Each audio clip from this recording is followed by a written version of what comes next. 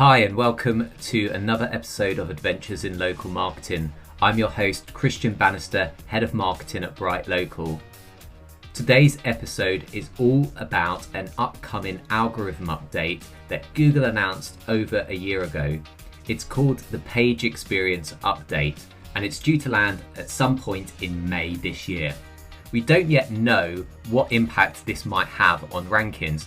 Now, if you're listening to this episode after the algorithm update, you'll know whether the sky fell or actually there wasn't much change overall. But regardless of how this might impact rankings, I think it's a really important topic overall because at the heart of it, this is Google really focusing on new benchmarks around the perceived quality of the website experiences that we're offering to users. It's quite a broad topic, and so I've enlisted somebody who could really help us break it down into its most simple form. My guest on this episode is Niki Mosier. Niki's a technical SEO whiz with loads of experience working agency side at agencies like Sear Interactive and 2 Octobers. In this discussion, I really wanted to get a broad overview of what this update is all about, as well as some specific things that we need to know about and then potentially act on. But we're not just talking about the theory behind this update. Niki provides some practical steps that you can go away and start working on to ensure that the sites that you look after are not only not going to be impacted by this update, but also having a competitive advantage against the sites that you come up against in your search results. So let's jump right into our conversation.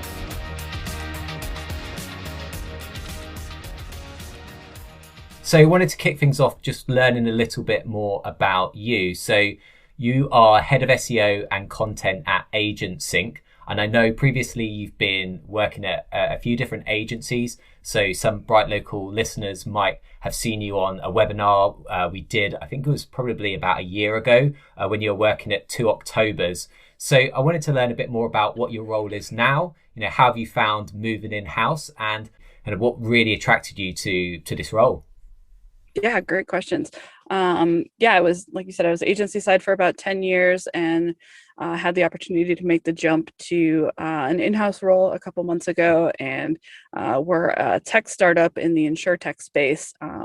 People that don't know a lot about the insurance space has been pretty slow to adopt technology. So we have a product that helps kind of bring some aspects of the insurance compliance space to the 21st century as far as automation and just making things a lot easier goes. So I think just the opportunity to work on a product that has a lot of growth potential is really cool, and to work on our website. The company's only a year old, so we don't have a ton of content on the website.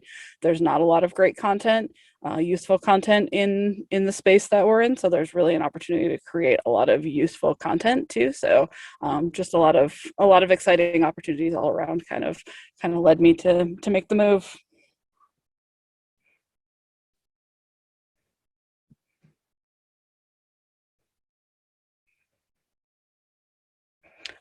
It's been quite a bit as far as like creating process, and I just my first 2 new hires, content writers, started yesterday, so getting them ramped up as far as SEO best practices and stuff like that has definitely given me a lot of opportunity to bring some of my knowledge to the table. Awesome. Sounds like a really interesting space to be working in. So obviously you've got a lot of experience in SEO and technical SEO, local SEO. We want to talk about something that's going to rock the SEO world, or maybe not, who knows. We're going to actually find out a bit more about what we might expect after this thing has landed. So what we're talking about is Google's Page Experience Update. So Google announced this a while back, which is unheard of, right? They don't usually announce algorithm updates ahead of actually doing a year ahead of time. Yeah. Have they ever done that before? Have they ever announced something that's coming? I don't think this far in advance for something. I mean, we knew about mobile first indexing for a while, so I guess that's kind of similar. But this much detail about something this potentially impactful, I think, is definitely a first.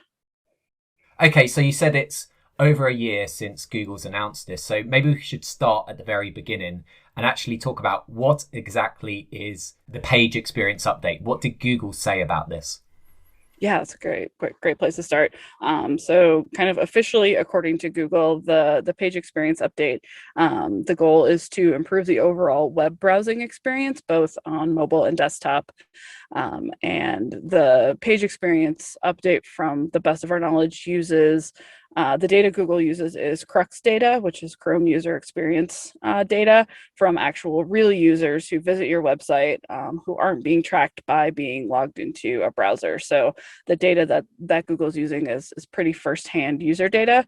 And I think this kind of, we've known that something like this was coming because some of the past updates, like mobile friendliness and the HTTPS security update and those types of updates, all kind of are tied into user experience signals. So we've definitely seen this shift in updates towards user experience ranking signals over the last couple of years with Google.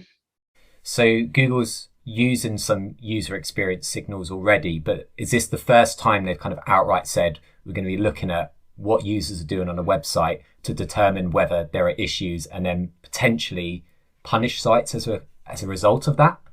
Yeah, it's definitely something we've seen. Definitely the first time we've seen something of this level like that. So I've seen a lot of talk around core web vitals in relation to this update. So what exactly are core web vitals for anybody who's not familiar? Yeah, there's a lot of great resources out there about this, but I'll kind of do my best to kind of give my interpretation at a high level. So the three core web vitals that Google's focusing on here are LCP, which is largest contentful paint, first input delay, which is FID, and then CLS, which is cumulative layout shift. And I'm glad they have short little acronyms because sometimes those can be a mouthful to say. So largest contentful paint is based on page loading and how the loading performance of a site.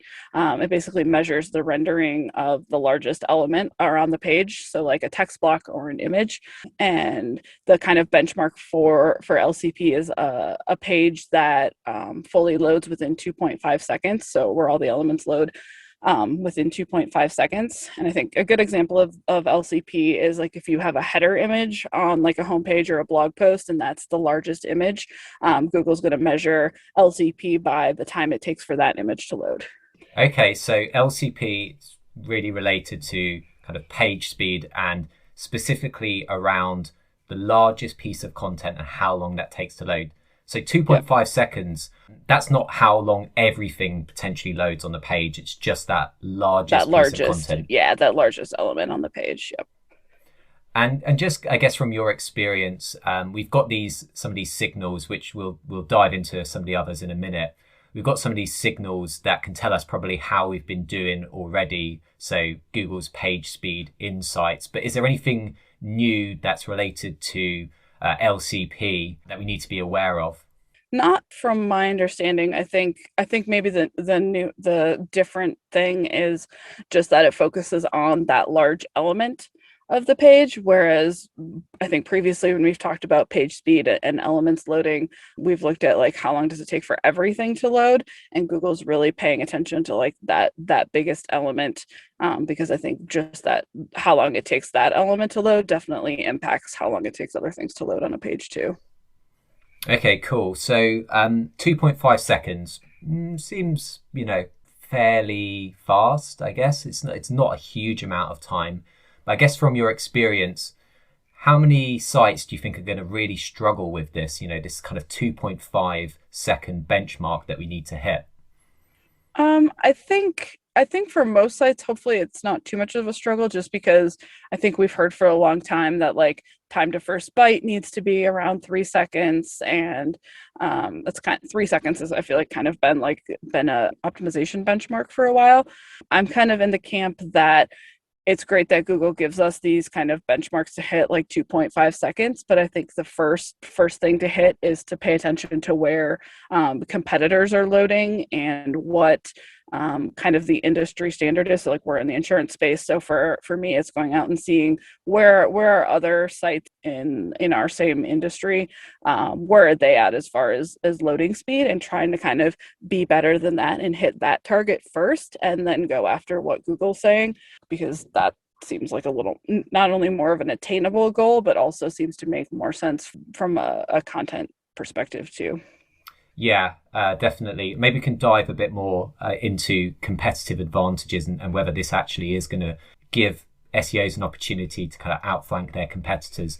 But let's get back to the rest of the core web vitals. Yeah. So we've got FID. So remind me, that's first input delay. Yep, first input delay. So that metric talks about the interactivity of a website. So it measures the wait time between the first interaction a user has with a page and then the web page actually responding to that interaction. So thinking about the delay that usually happens when you click or tap on something like a link or a button, and the time it takes for the browser to respond to that action and actually start processing it. And Google says that a website will pass that assessment if that interaction happens within 100 milliseconds. So again, a pretty quick amount of time. But when we think about user behavior metrics and like the time that people, the patience that people have waiting for something to load before they bounce, again, we kind of go back to like 3 to 5 seconds. We know that we tend to lose people's attention between that time window. So that definitely makes sense with how fast you want that interaction to happen. Okay, and is this based on the first interaction, or is this effectively any interaction even after a page is fully loaded?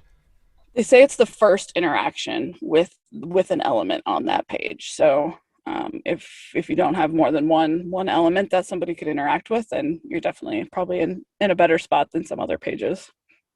And so obviously Google, with figuring out page speed, can probably put something in place that is trying to actually identify that is, how quick is this page loading on average for somebody when they're browsing it.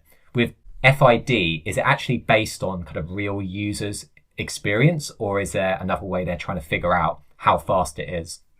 Yeah, my understanding is that's definitely that Google's taking the crux methods,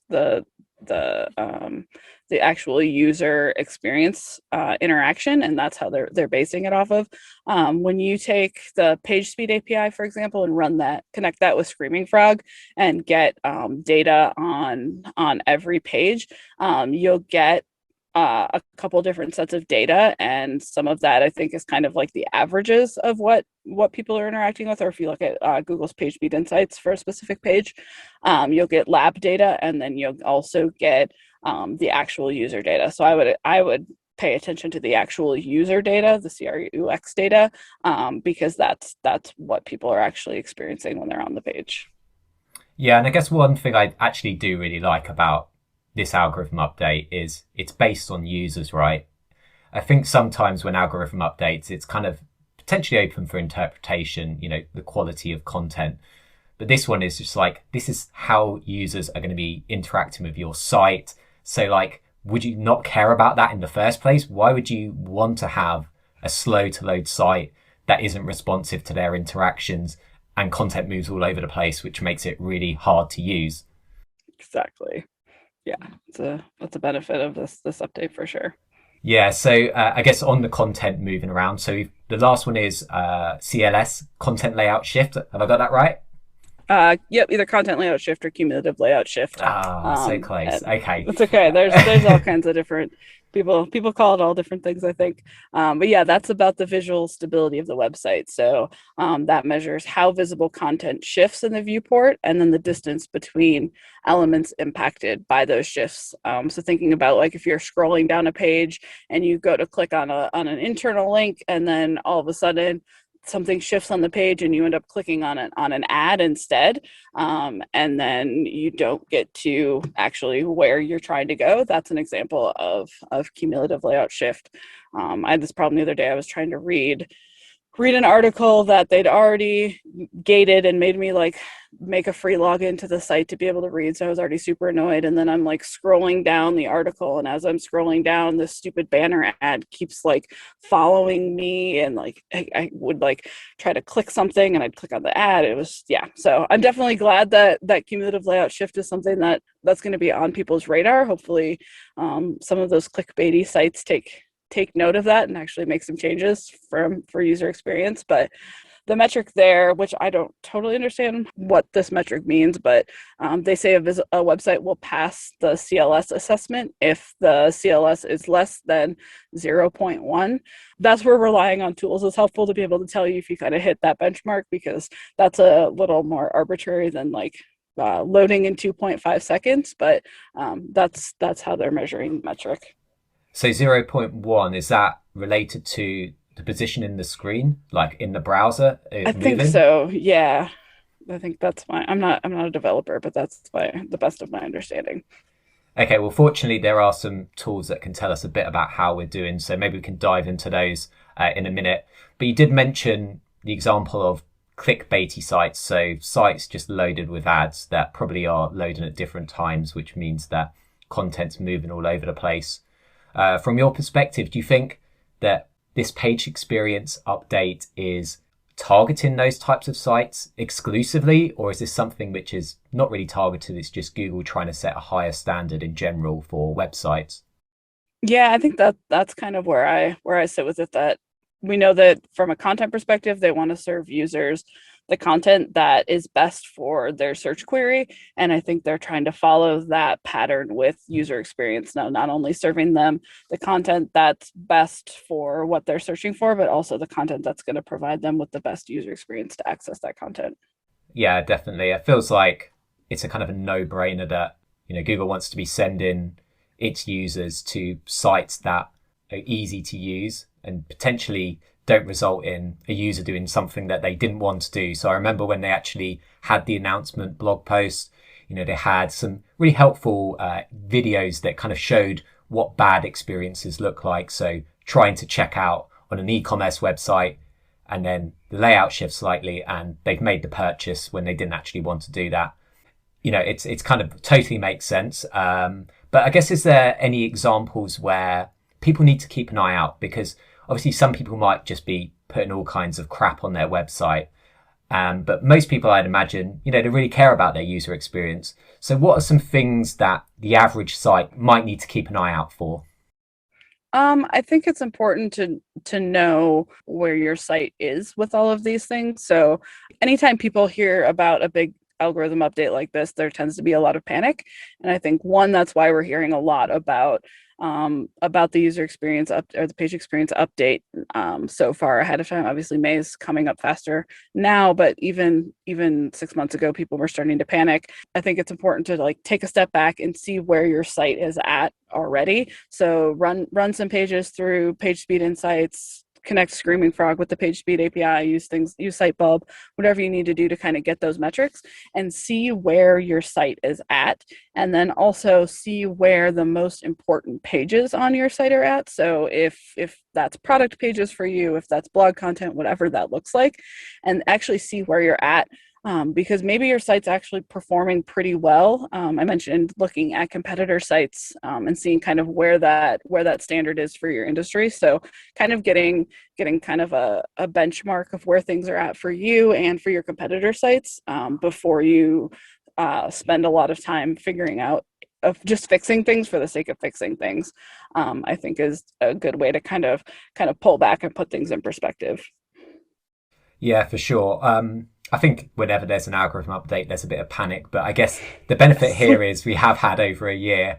But I know just looking at, the BrightLocal site when we've got it set up in Google Search Console. So if you're not familiar, you can actually see some of these core web vitals in Google Search Console, and it will flag you how you're doing against each of them. So when I look at it, we had some issues around cumulative layout shift. And I guess when I looked at it, it was like, okay, here are some pages that are affected. And it was like, okay, this is pretty much every page, but it didn't really tell me like what's actually happening on those pages. So my suspicion was, well, it's something that's potentially global, so navigation or anything else that is just generally present on every single page. But it was a little bit like, well, what's doing this? We can't see. So is there anything that you can recommend based on what you might not be able to know from using some of these tools? Yeah, that's a good question. I think actually putting a specific page into something like I'm pretty sure Sitebulb has a Core Web Vitals integration now. I might be wrong, but at least either using the Google Page Speed Insights tool or the accessibility report or Lighthouse report, which gives you accessibility metrics as well, will give you a little more insight on what elements are actually impacted by a specific issue. So that's a good way. Actually just using the site. So pull up your site on a mobile device and kind of start going through it. And that might give you a pretty good idea of what could actually be shifting around.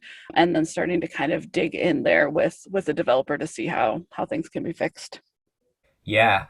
Just using your site is always a good thing. I think a lot of us probably launch sites and then, maybe just don't go through and actually test everything out.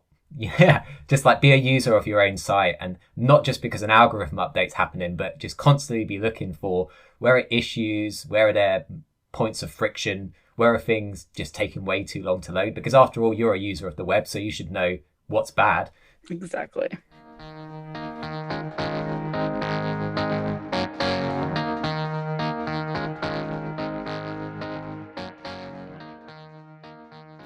I guess just taking it back to the beginning again. So Core Web Vitals are the signals that Google's specifically using within this page experience update. Is that right?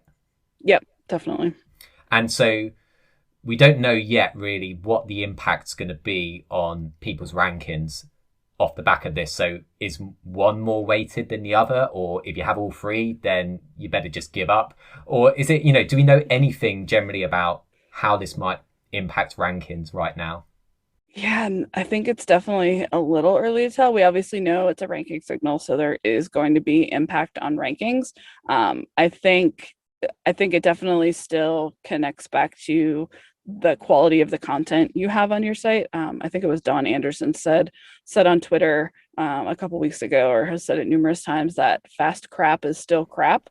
So even if you have the fastest site, you're checking all the boxes as far as all three of the Core Web Vitals go, but the content on your site is just junk and doesn't answer the searcher's question, isn't the best result from a content perspective, then spending all the time and energy and possibly money to get your site compliant as far as Core Web Vitals goes is not going to make a difference for you. So I think definitely making sure that you're hitting the mark as far as Core Web Vitals go, the best that you can, but also making sure that your content is still there, and that other aspects of user experience are still good. Do you have internal links? Can users actually find what they're looking for in a good way? So not forgetting about all of the other things that are important, and focusing so much on this one new thing that we know is new shiny thing that's happening. Yeah, it's a really good point. Fast crap is still crap, because I guess ultimately people should probably be viewing these as anchors that they don't want dragging them back, but it's not necessarily the thing that's going to get you to the top of whatever you're trying to rank for if you're not invested in high quality content. And I guess also taking, a step sideways, it's just like, well, if you have a faster site that's easier to use, whatever your site's there for, whether, you're selling products online or you're generating leads online or just trying to provide useful information, well, people are probably going to get to those goals quicker if you invest in these areas. Exactly. Obviously, it's come in May. Maybe we'll see some things happen overnight. Maybe it'll be a longer rollout. But I guess if somebody's kind of really panicking right now, what would you say kind of they should be thinking about? Like if they only had, effectively a month and a half and they were facing lots of issues, should they be dropping everything and just like focusing exclusively on this? Or is it just need to be taken with not necessarily a pinch of salt, but some perspective that, it might not be something that kind of decimates sites overnight? Yeah, I think definitely being, like I said, be aware of where your site is at for these things. So take a look in Search Console.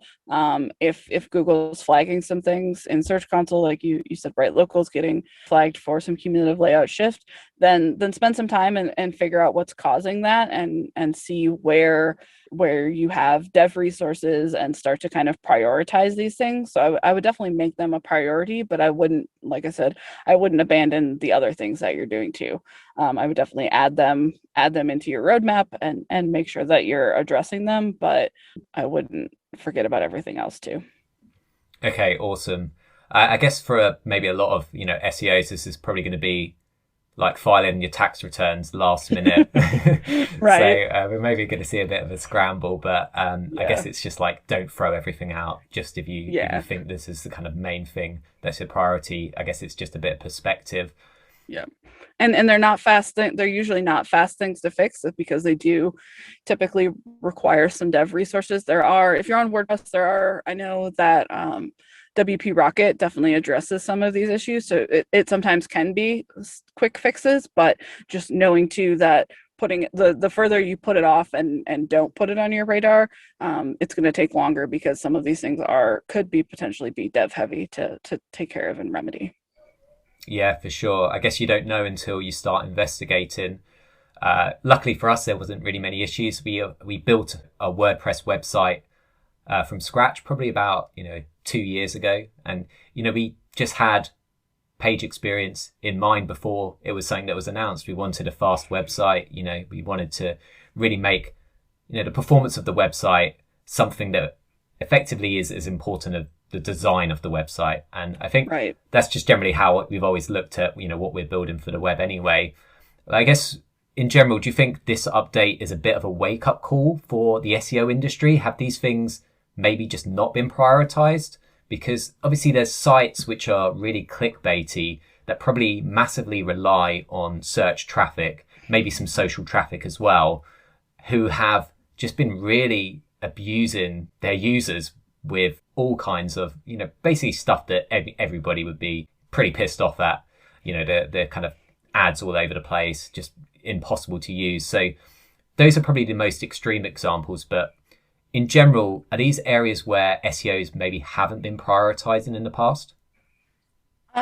I think people definitely have been prioritizing page speed for a long time, but I think some of the more user experience specific things like cumulative layout shift and first input delay, so like how long it takes people to actually interact with elements, I think those are maybe some things that have been kind of pushed down the list and harder maybe to get buy-in for because they don't necessarily always impact the bottom line directly. So I think maybe for some of those reasons, those types of things haven't necessarily been as high up on people's radar. Yeah, and I can imagine that maybe these are some things that might have sat outside of the general ownership of an SEO in a company, right? This might be Yeah. something that, somebody's looking after digital or a web developer would be thinking about. And then all of a sudden we've got an SEO coming in going, hey, we've got to get this fixed because this is going to bomb our rankings. So, I guess Yeah. it's like maybe there just hasn't been that area of ownership to begin with. And maybe now we're seeing actually SEOs need to be way more involved in the user experience because it's going to help them meet their goals. Yep, exactly. And then I guess, SEOs should really care about what people do on the site when they land there as well. Yeah. Generally, you would hope that's on their radar. Yeah. So I guess what's the main thing we should take away from this update? Is this really asking us to rethink how we do SEO, or is this just another couple of strands that we need to add to what we do already? I think it just kind of goes hand in hand with what we should be doing already. You would hope that people's content strategies are to create content that provides the best result and the best experience. So I'm hoping that it just kind of amplifies what people are already doing and doesn't like throw them for a total curveball, but it just kind of is going deeper into something people should already be doing. Yeah, definitely. So do we know anything about, where Google might go next in this realm of, page experience? do we know if there's anything more to come, or is it just a case that we'll just have to wait and see?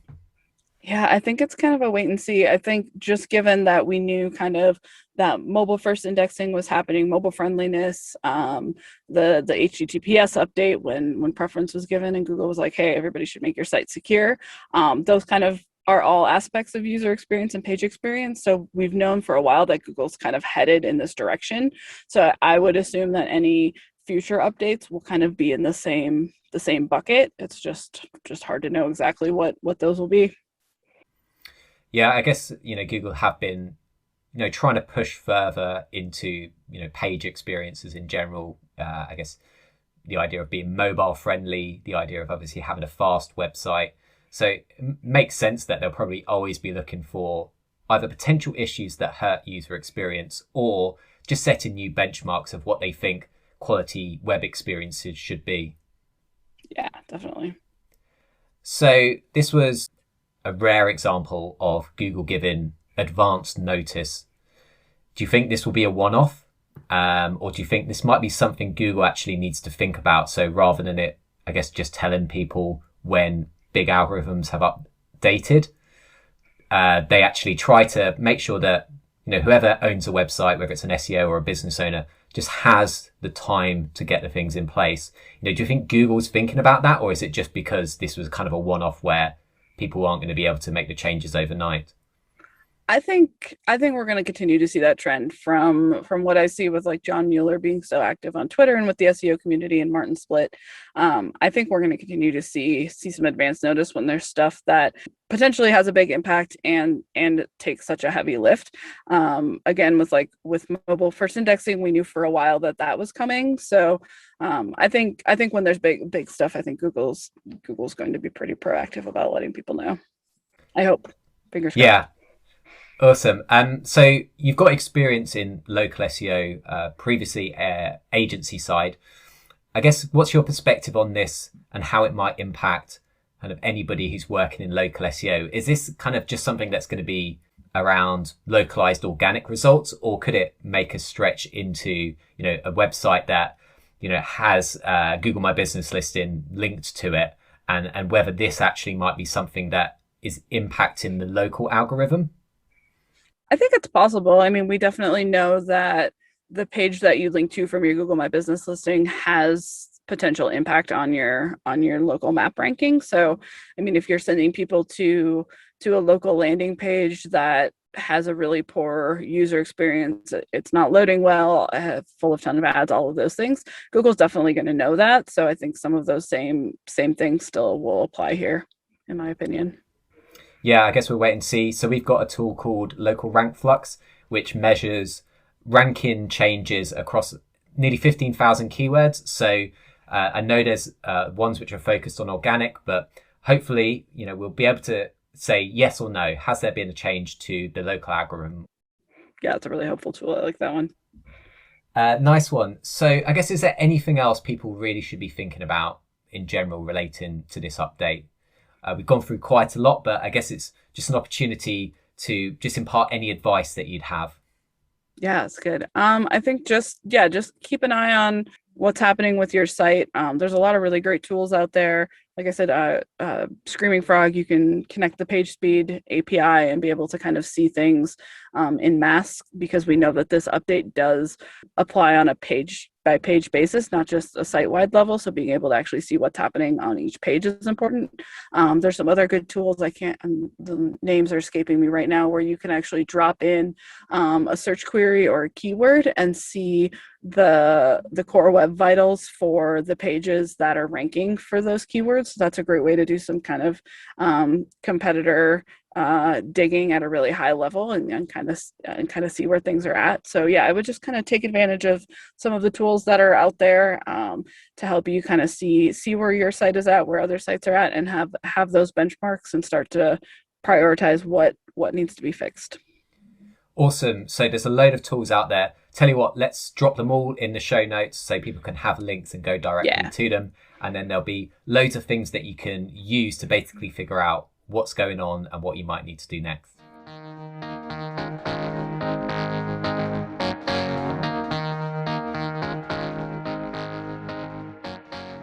I saw on Twitter the other day that you are about to launch something. It's called Lessons from an SEO.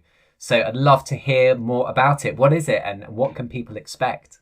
Oh, I don't know why I do this to myself and get these crazy ideas that are gonna involve a lot of work, but it's been kind of an idea I've been sitting on for a while and decided if I didn't at least throw it out there, even in an undeveloped form, I wouldn't actually do it. But I think just kind of stemmed from there's so much content out there for people that are trying to learn SEO, and it's so hard to know like what's helpful and what's not. And I thought it would be cool to actually have a centralized resource of content created by SEOs for SEOs that are trying to kind of level up. From like a training perspective, there's not like, I mean, some universities are starting to have kind of digital marketing certifications and stuff like that, but there's not really anything that can kind of say, hey, I learned this, these are the skills that I achieved. So kind of my long-term hope is that there would be kind of like a course that people could take. If they're a beginner SEO, they could kind of pick a track and take a course. And then one of the outcomes of that would be they'd be able to get some like LinkedIn recommendations and skill recommendations from actual kind of established or industry recognized SMEs, which would maybe help them kind of in the job landing process. So that's kind of my bigger picture goal for it. But my short-term goal is to just kind of get content up there created by SEOs for SEOs. And then kind of the other benefit is hopefully it would give people that maybe don't have a lot of industry, people don't really know about them in the industry. They don't have a lot of Twitter followers yet, that sort of thing. A place to kind of get their name out, a place where they can create content and post that content and get compensated for it if they'd like to. That sounds brilliant. Yeah, I love that second part about, giving people maybe who aren't as established a platform to get out there and build their profile. I think, that I can see there's just a bit of a trend going on where we've maybe gone way over the tipping point of just there being so much content about every potential topic we could ever imagine, and figuring out what's going to be useful for you and kind of like who is actually providing useful information, who can you actually look to as an authority becomes hard because I guess, as SEOs, we are, pushing ourselves up the rankings as much as we can. Exactly. And maybe the people with the authority who can really offer some great guidance, maybe aren't doing as much there and then obviously don't get found. So I really like this idea of just a central place where SEOs will be teaching other SEOs about anything, I guess is it anything that could be, useful in an SEO career then? Exactly. Yeah. And I think, I mean, my one slight side motivation for it is it'd be really amazing if we could get something ranking above Neil Patel for even one search query. That would be amazing. And then he'll probably come and copy it and then outrank you. Oh, sure. Exactly. Okay. Yeah. Well, you'll have to have some big balloon drop when that happens. Yeah, we'll get there eventually. Have you got an idea of when this might be coming out? Is there a way that people can find out more about it and get updated? Yeah, if they just go to the lessonsfromanseo.com and sign up for the email list, we'll start to drop some updates out. Right now I'm working on the branding side, getting colors and logos developed, and working with Morty Oberstein, trying to build everything out on Wix if I can. Wix has gotten a pretty bad rap from the SEO community for a long time, and he's trying to make some really big strides over there and really improve the value of the product. I think it's definitely, WordPress can have a lot of barriers to entry for a lot of small businesses. So I'm really applauding everything he's doing over there for Wix. So I'm trying to give Wix a go and see how it goes building the site out on Wix. Yeah, I've definitely noticed he's been doing that, and I think I like about what he's been doing is he feels like he's doing it in the right way. And so obviously, this is the perception that, Wix, they kind of maybe in the past have overpromised the search engine optimization features that might be involved. And I remember them doing what was quite a brash campaign, which was, like they were like, we'll outrank you. And it was just like putting a challenge out there to SEOs to say their website. And it was just like not obviously well received in the SEO industry. Whereas I guess Mordy's kind of looking at it as just like, I want to be part of this community, not going up against them. So great that he's helping you out. And yeah, hopefully, his work and kind of what you're doing is changing the perception around, Wix as being a really viable option for anybody who's starting a website. Yeah, I've been a huge critic of it in the past. Been kind of, if a client would come to me and say I'm on Wix, I'd often be like, I don't want to touch that. But he's helped change my opinion already. So I'm excited to see what could happen with it. Awesome. So I've got a few questions, just some advice I'm hoping that you can give our listeners, really. So the first one is, what do you think is a really underappreciated skill in SEO? That's a good question. I think one skill is that the ability to actually break down complicated technical concepts, especially if you're your agency side, even if you're a consultant, is really underappreciated. It's definitely something that I've had to learn how to do better. Being someone that really likes technical SEO, it can be really easy to kind of get in the weeds and not break down really technical concepts for clients who maybe don't spend all day in Google Search Console and diving into the code of websites. So being able to do that, I think, is definitely underappreciated. Nice. And how do you go about doing that? Because obviously there is loads of complexity and you may be speaking to people who it's going to go way over their head. But what are the kind of best ways that you've gone about that? Are there any kind of tactics you use, or is there a framework that you use?